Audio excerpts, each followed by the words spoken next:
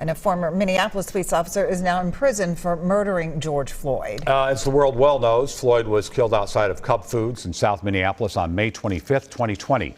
Derek Chauvin knelt on his neck for more than 9 minutes. In the days that followed, protesters took to the streets to make their voices heard. Kate Radich shows us the effort underway to save pieces of that hurt and healing. It's hard to believe that almost 2 years ago, the Lake Street corridor in Minneapolis looked like this. Businesses were boarded up after days of civil unrest against police brutality and racism. These are definitely pieces of history. Today, many of those boards are here. It's emotional every time I come in here, and I kind of get to reconnect with these pieces of our city's history. Tucked away inside a warehouse in Minneapolis, you can find hundreds of boards that were taken right from Lake Street in Uptown. They are now pieces of history.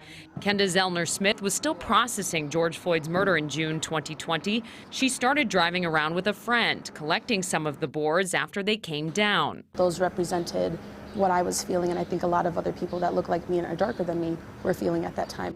Zellner-Smith said collecting the boards was therapy. She started asking others to look for them. Soon she had dozens, and Save the Boards Minneapolis was born to preserve the boards and the impact of that time. They represent a cycle that has continued, and that is why we're keeping them, and we're trying to make sure that people can't forget what happened.